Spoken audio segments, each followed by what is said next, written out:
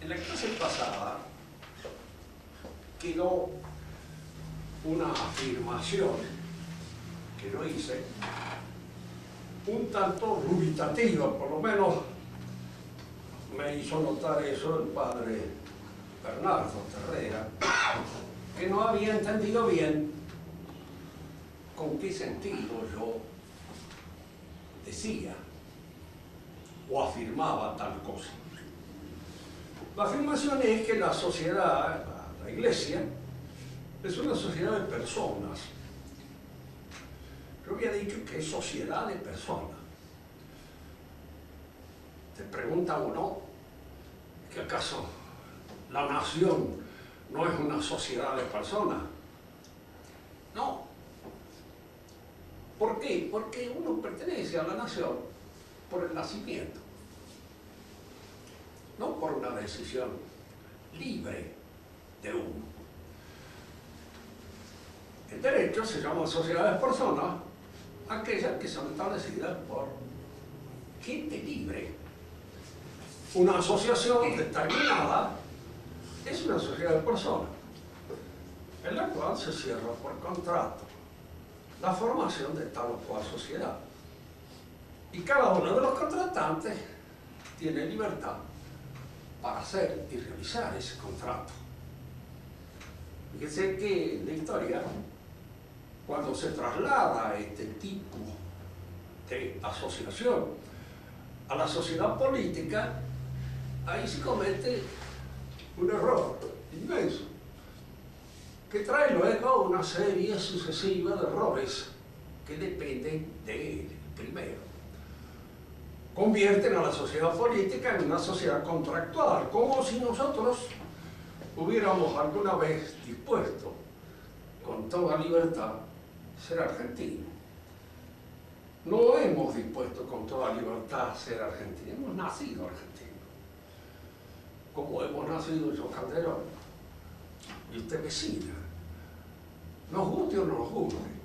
Por ahí a uno le toca un padre y una madre decididamente imbécil, de los cuales uno no tiene más remedio que aguantárselo y de alguna manera hacer dentro de esa situación que le ha creado la fatalidad que pueda, para evitar precisamente el peso que tales fatalidades pueden producir sobre uno.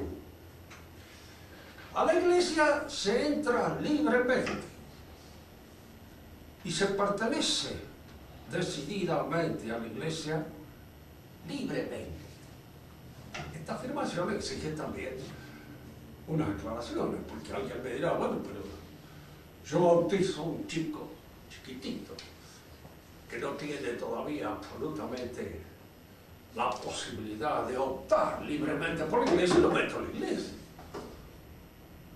Bien, sí, es cierto, lo meto en la iglesia, en él actúa la gracia, pero pertenece de hecho a la iglesia definitivamente cuando tiene la plena razón de su decisión, no antes. Recién al adquirir la plena razón de su decisión, en la confirmación, él empieza a pertenecer más efectivamente a la iglesia. Y pertenecerá definitivamente a la iglesia triunfante cuando logre la plenitud completa de su realización personal, completa y acabada. Usted puede hacer esta otra objeción. ¿Y los que mueren sin esa plenitud? Los que fallecen antes de haber alcanzado o logrado ese perfeccionamiento, ¿pertenecen a la iglesia? Aquí hay que hacer una especie de razonamiento de carácter teológico. Yo no sé, porque esto no es dogma de fe, y hay opiniones dentro de los teólogos contrastadas. No soy teólogo, sino que simplemente me arrimo a la opinión que me parece, en este sentido, la más discreta. La primera de ellas es que luego de la muerte, cuando uno entra en el eón definitivo de la plenitud cristiana, hay un crecimiento, hay una maduración. Y esa maduración supone por parte de uno libertad.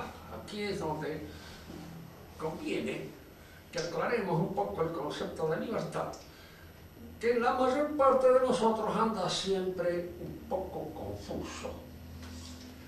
A nosotros nos parece siempre que una acción libre es aquella que sucede a una discusión, a una duda, que viene como una resolución frente a ciertas vacilaciones que nos permiten optar por esto, por aquello, por los demás allá, y nosotros pensamos el pro y el contra de tales cosas, y nos decidimos por este, y en este acto decisivo de elegir tal o cual camino, tal o cual medio para alcanzar tal o cual fin, se produce la libertad. Y la libertad aparecería acá siempre como el resultado de una suerte de consejo interior, en el cual yo me reúno conmigo mismo en concilio y decido tal o cual cosa. No deja eso de ser libertad. Pero no olvidemos nunca que el acto humano libre es el acto que no está determinado por ninguna ley física, fisiológica, corporal o natural. Cuando puede suceder o no. Son los actos en general espirituales. Los actos por los cuales yo alcanzo el conocimiento de tal cosa. Fíjense que hay actos del conocimiento que no son tan libres porque están exigidos por la situación en que me encuentro cuando se trata de huir de un incendio, de tomar un camino que no esté del todo peligroso, de coger un fruto que me puede servir para comer, etcétera, etcétera. Son actos que están precedidos por un cierto conocimiento. De que se trata de un fruto no venenoso, de que se trata de un camino no peligroso, etcétera, etcétera. Pero de alguna manera estoy exigido, en cierto modo conducido por el instinto de salvación, para optar tal o cual camino, tal o cual fruto. Pero no son actos propiamente hablando del conocimiento libre. Un acto libre de conocimiento es aquel en el cual se me ofrece una conclusión como consecuencia de una argumentación o un razonamiento. Conclusión a la que puedo llegar o no llegar, sin que esto signifique para mí en lo más mínimo un peligro de vida o muerte, de engordar o de adelgazar. Me doy cuenta de que, por ejemplo, raíz cuadrada de 9 es 3. ¿Qué? Puedo no darme cuenta. No conocerlo jamás en mi vida. Y hay cosas que está sana y gorda sin saber.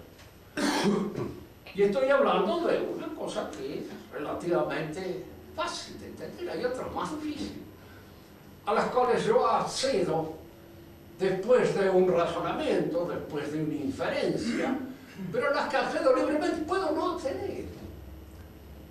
Accedo, es la ley del espíritu la que me lleva a eso. En los actos de asentimiento religioso actúa una ley semejante. Yo puedo admitir que Cristo resucitó o no resucitó. No estoy obligado. Nadie me puede hacer entender eso a puntapié. No hay garrotazo bien pegado que me lo haga entender. ¿Lo entiendo o no lo entiendo?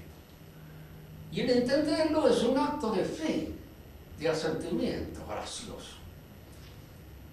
La fe supone en uno la libertad, ¿sí? Supone en uno la libertad.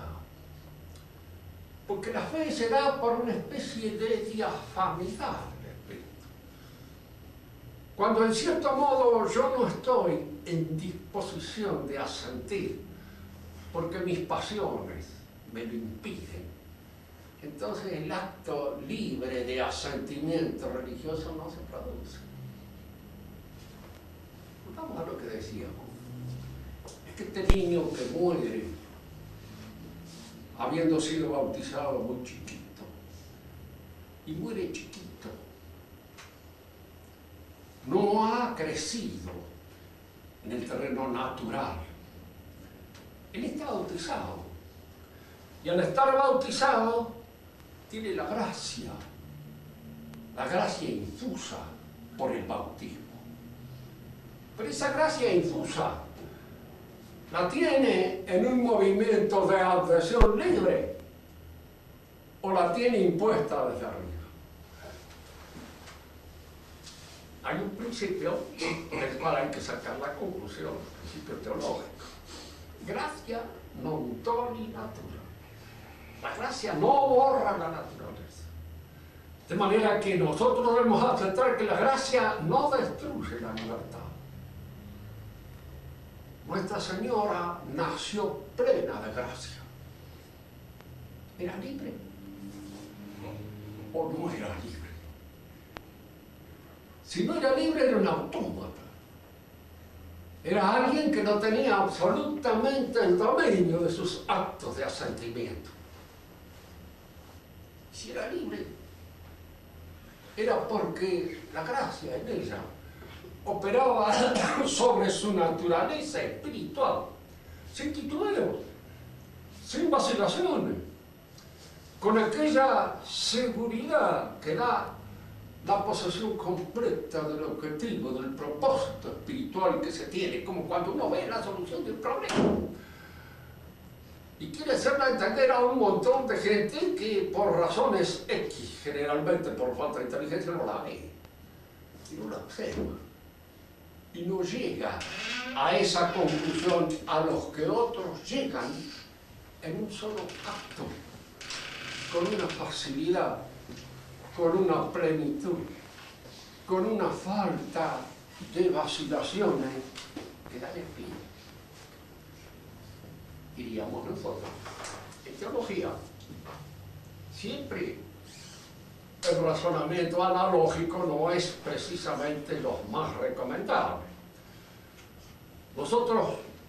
Pero aparte de otro razonamiento, el razonamiento analógico es útil.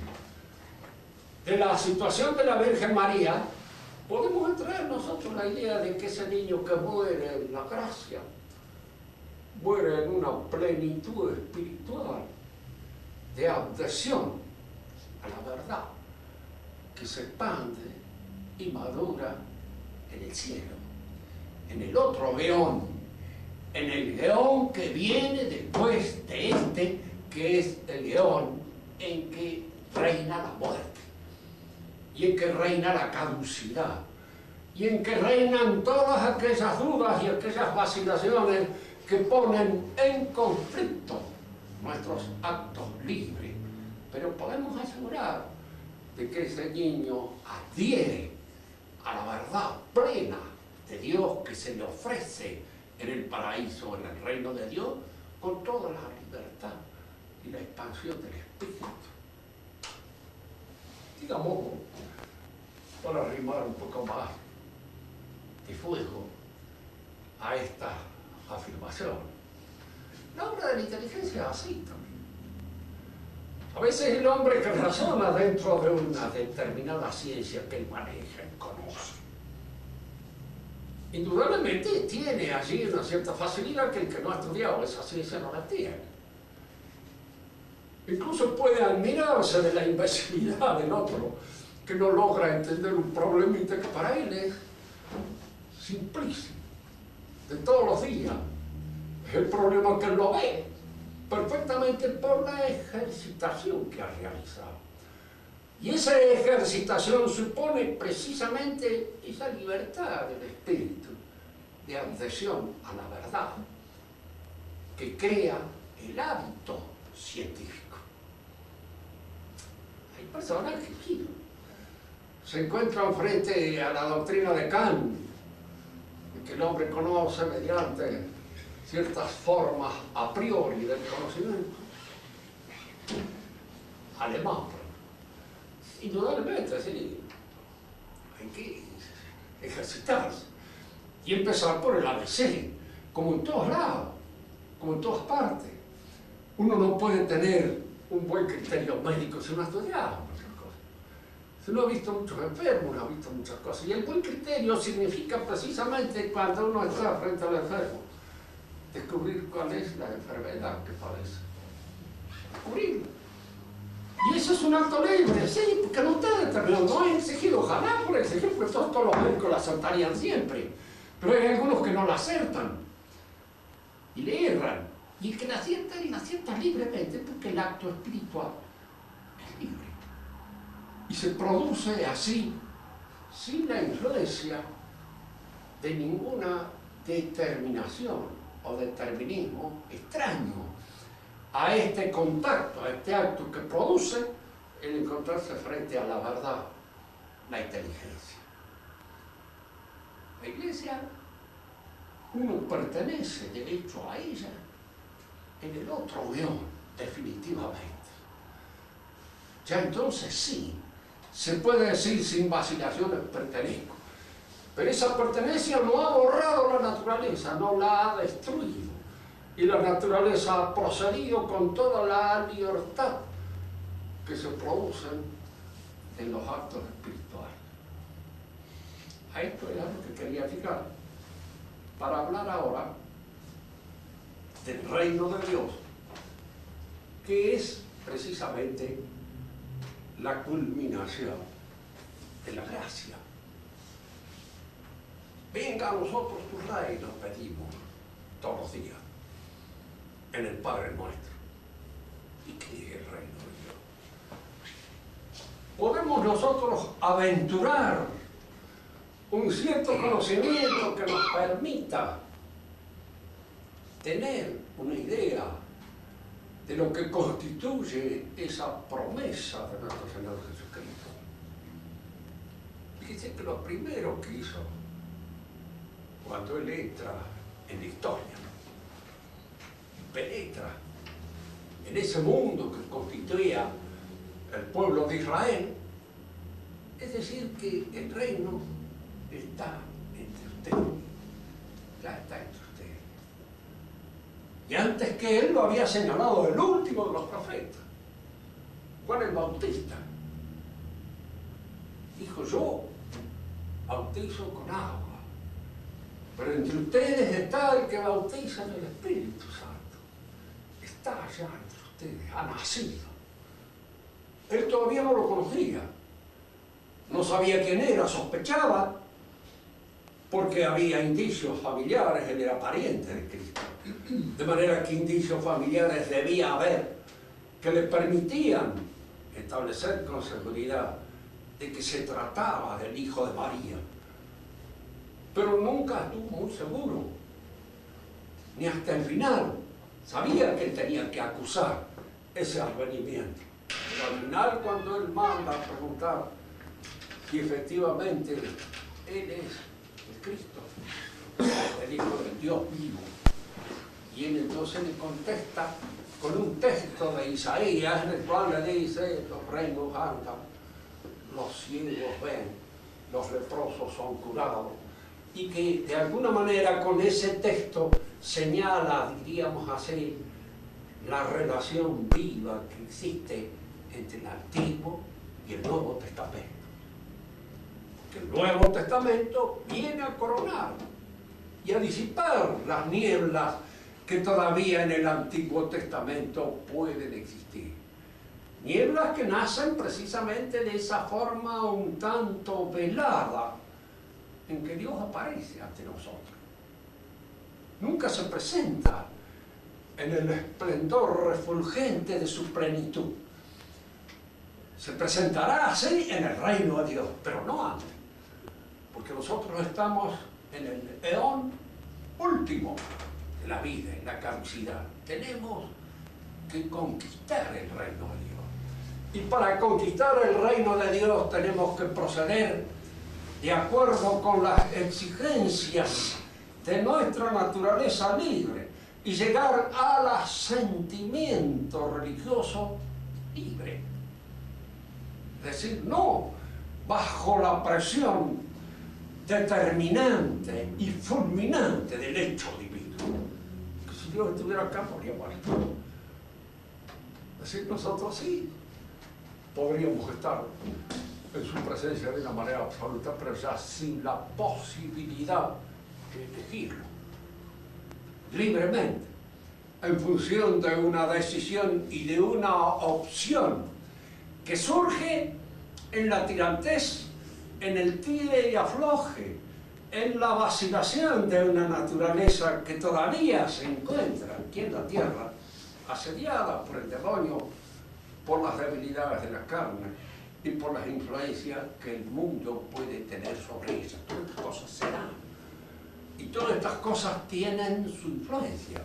Y todas estas cosas no solamente tienen su influencia, sino que son las que gravitan en el eón histórico en el que vivimos.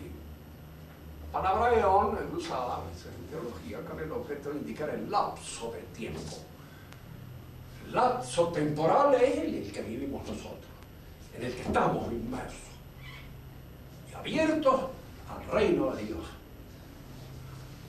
El reino de Dios está incoado acá, iniciado. Se inicia en la tierra. Está anunciado ya en el Antiguo Testamento. Sería un poco excesivamente prolijo traer todas aquellas referencias que tanto en los profetas como en los libros sapienciales se refieren al reino de Dios. Pero se refieren en la forma en que es un tanto velada, no muy clara, ni tampoco muy oscura. Esas cosas que nos permiten a nosotros deducir el valor de la profecía cuando los hechos se producen. Cuando los hechos se producen, entonces nos damos cuenta de que sí, la profecía hay algo cierto. Supóngase, por ejemplo, que alguien hace 5.000 años hubiera leído uno de los testimonios por el cual Dios designaba a Abraham y le decía: yo te voy a hacer un pueblo innumerable.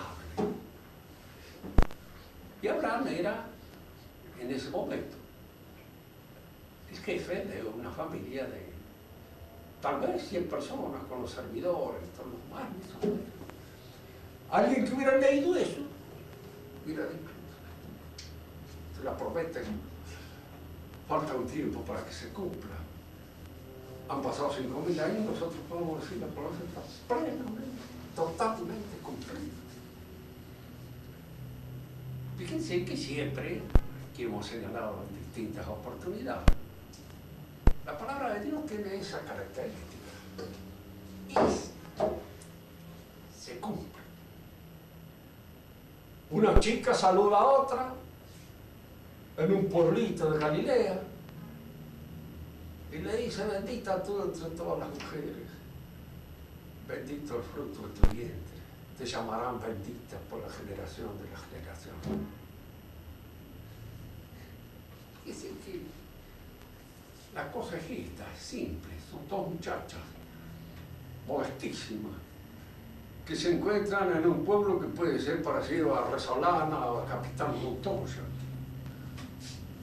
lo último de la Pampa del Cebo. Nada. Uno me dirá: bueno, pero a lo mejor eso no sucedió nunca, pero está escrito. Desde el siglo I de nuestra era está escrito. Ya está escrito. Supóngase que no haya sucedido, efectivamente, que lo haya inventado alguien.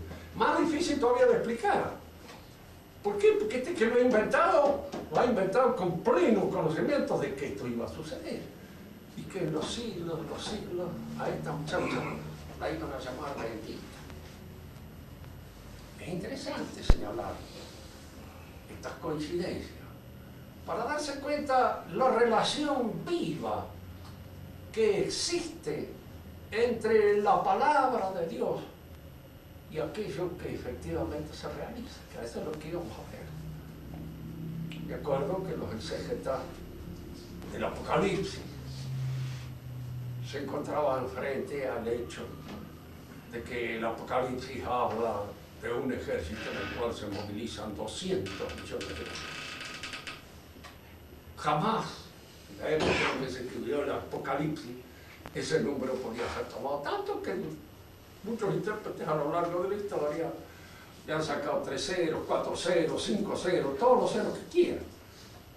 En la actualidad, como comenta muy bien Castellani en sus comentarios sobre el Apocalipsis, se puede admitir que esa movilización sea posible.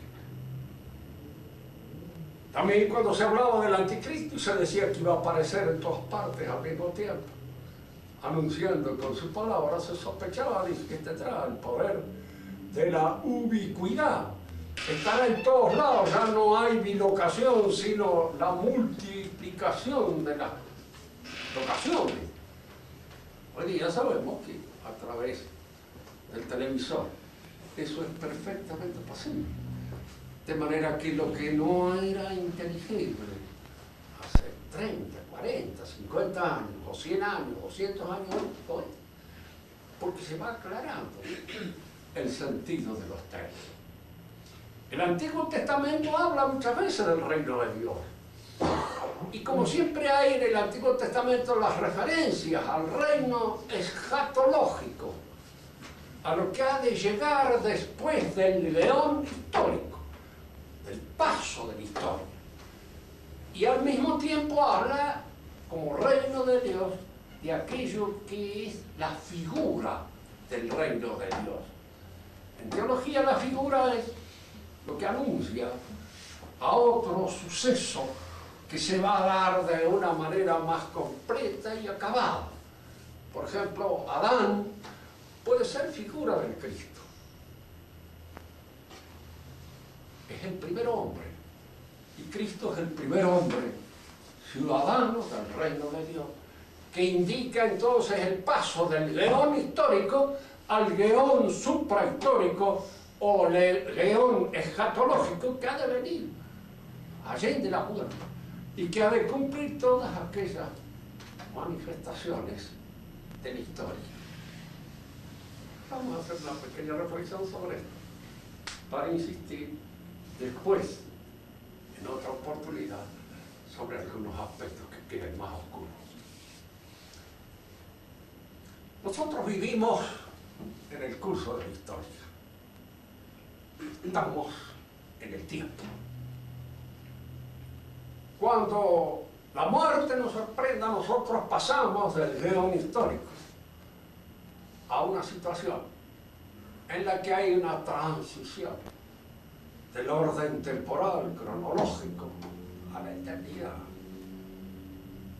Los sucesos que vengan después no pueden ser examinados ni medidos como los sucesos que suceden y acontecen en el terreno de la historia, uno tras otro. Todo un ejemplo para que se entienda mejor. Se discutía a veces entre los teólogos cuánto tiempo podía durar un hombre en el purgatorio, si 20 años, 30 años, 50, 60, 70. Está prohibido pensar en eso. Era el Denzinger. ¿Por qué? Porque no hay algo. No sabemos cómo suceden las cosas, ni lo que durará una purificación. A veces la velocidad, diríamos así, del león suprahistórico es una cosa que a nosotros nos aturde un poco, pero no podemos pensar. Suele darse una analogía en los sueños. Según se dice, a veces tenemos una pesadilla que apenas dura unos segundos. Y nos ha parecido una eternidad en el momento en que la hemos padecido. Nos ha parecido que se ha extendido extraordinariamente, porque es una pesadilla que pesa sobre nosotros. Simplemente quiero señalar que el paso al león que viene, león venido, no puede medirse en términos cronológicos, como hacemos con los pasos y los sucesos y los acontecimientos que ocurren aquí en la dimensión histórica. Nosotros vivimos en la historia y constituimos esa sociedad que ha sido de alguna manera marcada en su raíz por la presencia de Cristo. Marcada de una manera tal que esa sociedad no puede de ningún modo sacarse de encima la marca de Cristo. Fíjense que esto es importante. Está lleno de gente que no cree en Cristo. Está lleno de gente que ya ni ha oído hablar de Cristo. Y sin embargo, Cristo los ha marcado.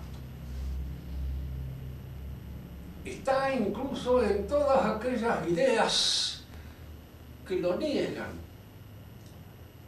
en todas aquellas ideas que procuran realizar el reino escatológico, el reino de Dios aquí en la tierra, como una utopía realizarse aquí. Que sí, los griegos no tuvieron nunca utopías de carácter político. No tuvieron. Ni los romanos tampoco. Porque para el pagano, el tiempo de la historia, el buen tiempo, estuvo en el principio. Era el paraíso perdido. Era la edad de oro, llamémosle como quieran. En Hesíodo es designada como la edad de oro. En la tradición bíblica como el paraíso perdido, ese es el tiempo. Y luego viene el desgaste. Los hombres cada vez son peores. Hay 4 edades que configuran el paso de los hombres, su desfallecimiento en la historia, su agotamiento, su acabamiento. La misma cosmovisión que tiene el hindú en la vida hace que esta edad que nosotros estamos pasando es la edad de hierro, el Kali Yuga, la última edad del hombre, en la cual el hombre entra en descomposición, luego vuelve a renacer y se provoca otra vez eternamente. Este eterno retorno en el que creía Nietzsche todavía. Como si fuera posible que él volviera a repetirse para siempre su nacimiento, su maduración, sus libros y su locura. Nuevamente, eternamente producida, se produjera eso en ciclos cerrados. El hombre antiguo pensaba así, en esa forma de ciclo. El hombre moderno ya no piensa más así, de ninguna manera. Por él ha pasado el suceso de Cristo, el mesianismo de Cristo. Y él tiene abierta la idea de que se llega a un acontecimiento en que el mundo va a ser transformado, va a ser cambiado en otra cosa. Hegel creo que era el que decía que estábamos en el Viernes Santo de la cristiandad y que se avecinaba el sábado de gloria. Él veía el sábado de gloria como un acontecimiento intramundano que se iba a producir aquí en la tierra, que se iba a producir en este mundo, que se iba a producir en el interior de la historia. Pero lo veía como un acontecimiento puramente intelectual, lógico. ¿Cuál era ese acontecimiento? Aparición del estado filosófico y de la filosofía de Hegel, que significaba la madurez completa del pensamiento humano. Marx, que fue discípulo de él, encontraba que esta visión era excesivamente profesoral. Es la visión de un profesor de filosofía. Si realmente nosotros queremos encontrarnos con una transformación total que produzca ese cambio y el advenimiento de una sociedad en la cual la esencia y la existencia se encuentran recubiertas, eso hay que producirlo revolucionariamente y no solamente en el orden del pensamiento, sino que hay que efectuar la transformación real. Hasta ahora el mundo ha sido pensado, ahora corresponde que lo transformemos, que convirtamos en efectivo ese tiempo. ¿Qué tiempo? El reino de Dios. No lo dicen con este término, pero está allí la idea. Está allí eso que ha dejado para siempre grabado el cristianismo en el fondo de la conciencia de los hombres que han vivido en nuestra civilización. Ese otro hombre que ha de surgir, ese otro hombre del que habla San Pablo y que es el resultado conjunto de la gracia y los méritos, ese hombre que es el futuro habitante del reino escatológico que viene allende la historia, es pensado por la mayor parte de estos pensadores como un suceso que se va a dar en la historia. Y aquí es donde aparece esa otra figura inspirada por el cristianismo, que es la del anticristo. ¿Quién es el anticristo? ¿Qué es el anticristo? Es una persona que va a aparecer con la apariencia de Cristo. Porque es indudable que a través de toda la historia, el diablo que conduce el baile, en alguna manera, no ha hecho nada más que caricaturizar el cristianismo, desfigurarlo, presentándolo como una figura que se realiza en el interior de la historia, aupada, sostenida, afianzada por las fuerzas puras y exclusivamente naturales. El anticristo es una figura humana, indudablemente, que tiene una relación con ese enemigo de Dios, que es Satanás, es seguro, pero es humano, es un hombre. Y es un hombre que ha de aparecer al final de los tiempos, cuando el guión histórico esté por terminar, y que ha de aparecer configurada, sostenida, afianzada, impulsada por todas las fuerzas históricas que han hecho pie en el cristianismo para entenderlo de una manera desfigurada y puramente temporal, inmanente e histórica. Dice, nosotros nos encontramos ante una sociedad altamente evolucionada. Una sociedad que vive incluso de todos aquellos milagros que se atribuyen a la ciencia. A una ciencia, no tengo por qué negar, que tiene indudablemente algunos performances bastante notables en sus conquistas, etc., que nos pretende dar posiblemente la solución a todos aquellos problemas que nos aquejan y producir este hombre que se va a encontrar sin conflictos al final de los tiempos. Que el marxismo señalaba esa posibilidad de una sociedad sin conflictos, donde la muerte no fuera nomás que un suceso estadístico que pasaría en cierto modo inadvertido, porque si el hombre efectivamente se convierte en hombre colectivo, la muerte individual al hombre colectivo como tal no lo afecta individualmente. Lo afectaría la muerte colectiva total de la colectividad a la cual pertenece, pero no la muerte individual, no lo afecta. Pasaría inadvertida. Para indudablemente esta transfiguración del hombre individual en hombre colectivo es una utopía y es de alguna manera una transposición del pensamiento escatológico cristiano en términos naturalistas, en términos de visión política de este mundo.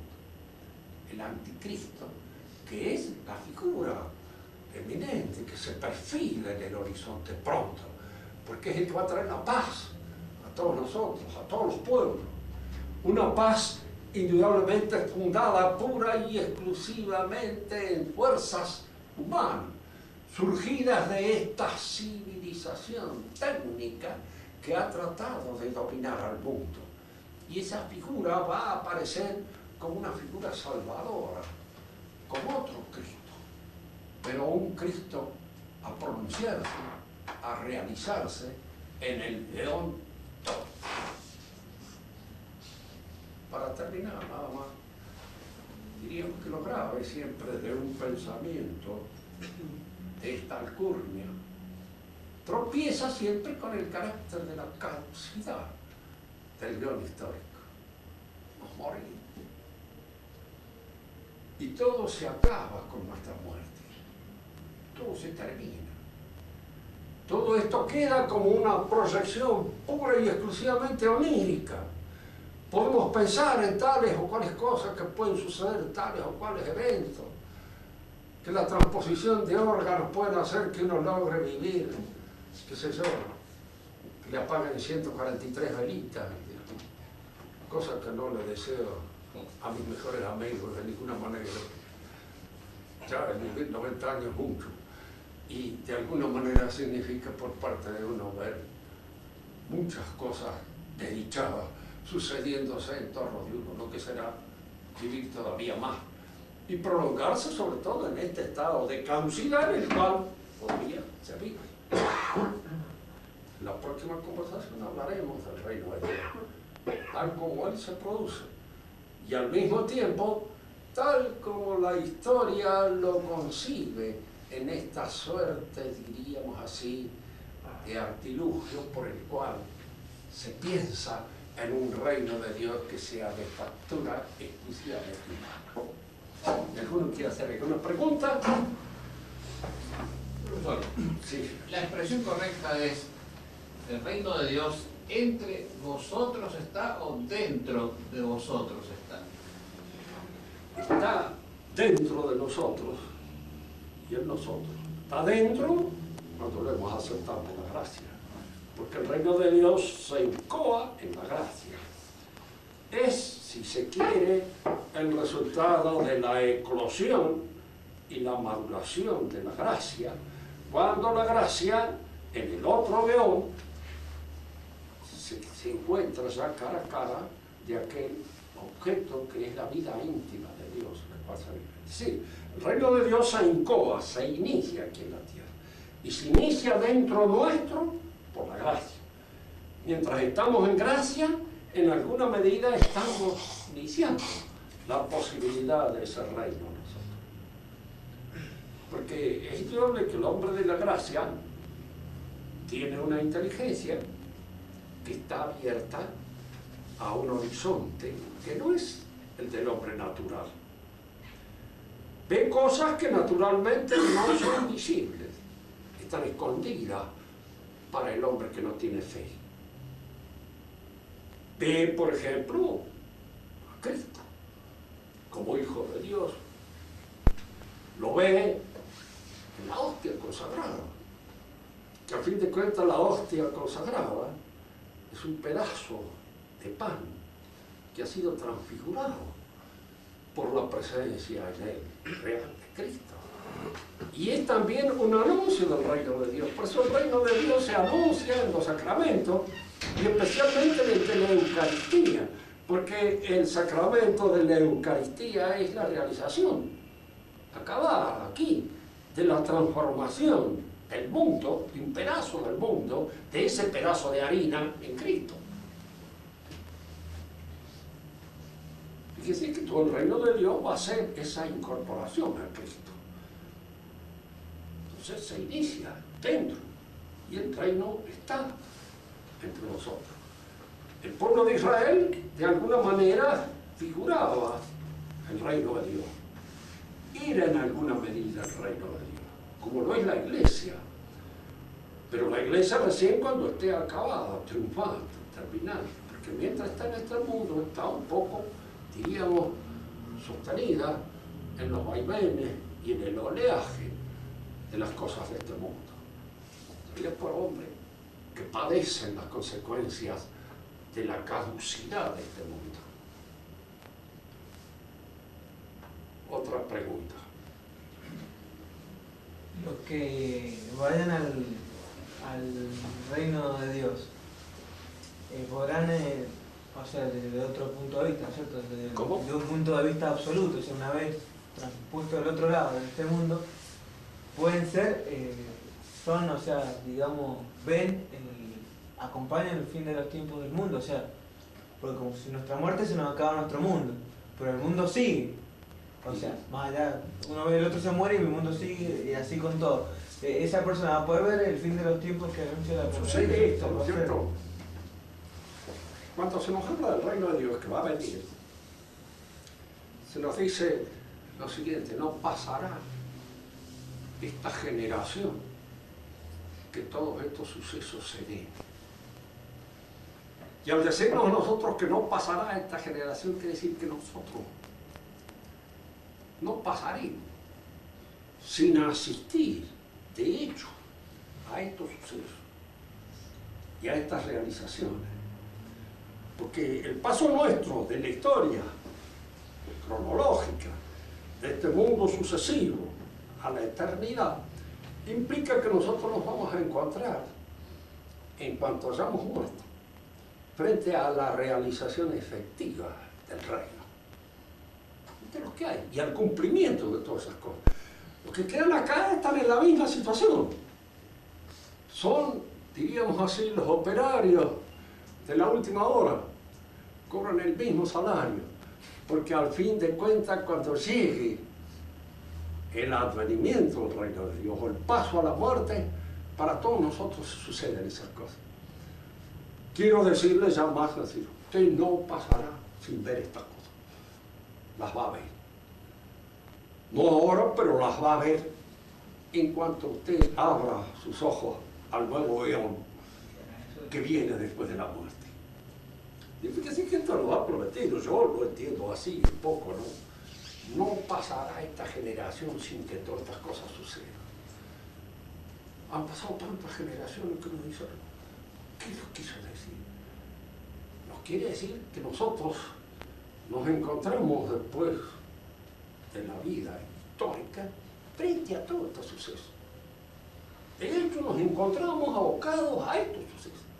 Los vemos realizarse efectivamente ante nosotros. ¿De qué manera? Bueno, allí es donde no nos dan los vocablos que están inspirados, diríamos, en nuestras experiencias puramente terrenas y sensibles. Pero eso es, reino de Dios va a entrar para todo. Eso bien decía, no me acuerdo que el historiador alemán, que todas las generaciones, todas están igualmente cerca de Dios. Porque todas están igualmente cerca del suceso fundamental que viene en esta generación. Aquellos que dicen, bueno, pero esperar el fin del mundo, no, el fin del mundo viene ya. Y sucede, ya está el fin de este mundo. Está firmado. Y nosotros lo vamos a ver. No va a pasar nuestra generación sin que lo veamos.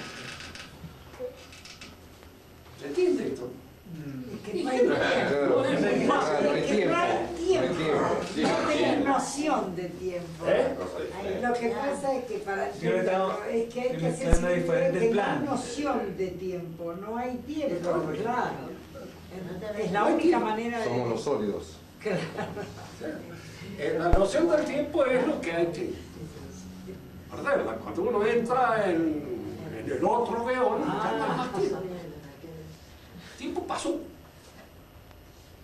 Y para nosotros pasa cuando nos morimos. Fíjense que hay en este sentido a veces cosas muy interesantes. Porque lo vas a ver todo terminado, hecho. Yo no entro aquí en las digresiones del Reader Digest sobre lo que le puede pasar a uno después de la muerte. Pero sí de gente, como por ejemplo podría ser Morraz, a quien lo atendió un canónigo. Él era incrédulo. Y era incrédulo. Había sido formado bien católico, pero había perdido la fe. Se había enojado con Dios. Y se había enojado con Dios porque había quedado muy sordo. Entonces no pudo. Sí, sí. Y cuando muere, claro, él tiene un verso final muy lindo que yo se lo he leído a Gustavo, en donde él pide creer. Dice, quiero que al morir y al levantar la lápida de mis antepasados abrace la misma fe que ellos tuvieron. Parece que, en fin, estas cosas son a veces escuchadas por Dios cuando uno hace ese pedido que nace de la mayor intimidad. El hecho es que él en el último momento de su vida se le aproximó el canónigo y le preguntó, ¿y cómo va eso? Y él dijo estas palabras que fueron las últimas, siento que alguien se aproxima. No más. Pero fíjense que a veces esto es una cosa última, siento que alguien se aproxima. Diríamoslo, todos lo han sentido. Yo recuerdo siempre la muerte del pobre Giorgio Santayana, que murió también, un filósofo que escribió en inglés en Norteamérica, pero era español de origen, y que también murió en un hospital de religiosos, pero él no creía tampoco nada. La monja que lo atendía le preguntó al último, le dice, que él se revolvía en la cama, ¿qué le pasa? Sufro. Le pregunta a la monja, ¿materialmente? No, espiritualmente. ¿Y qué es lo que tiene? Desperation. En inglés, desesperación. Desesperación. Entonces, está esa otra muerte a la cual puede llevar toda una vida que se ha forjado en la desesperación. Y el último momento es precisamente la desesperación. No, nosotros entramos aquí en ciertas cosas que ya exceden muchas veces nuestra capacidad de aprender. Precisamente por eso es la fe. La fe no es la visión de las cosas. La fe es un conocimiento, de cierto modo, precario, fundado en testimonios. Ahora, la fe teológica, ese testimonio, nosotros tenemos la plena seguridad que es de Dios. Es el testimonio que nosotros creemos. Pero esa fe no es seguridad. Yo tengo fe. ¿Cómo actúa el pecado? ¿Cómo actúa cuando uno pierde la gracia por el pecado en relación a la fe? Sucede esto. El pecado puede hacer perder la gracia si uno se aferra a él y lo cultiva con denuedo. Pero en el que se arrepiente y se aflige, no pierde la gracia. La prueba está de que usted no ha perdido la fe. Y vuelve a confesarse y renace nuevamente a la gracia que ha tenido. Porque el pecado es grave cuando usted se aferra a él y vive contento en él. Más, incluso la mayor parte de los buenos pecadores no saben que pecan. Muchas veces no tienen ni la menor idea de que viven en pecado. Les parece que viven de la forma más amable y posible que se les presenta como oportunidad.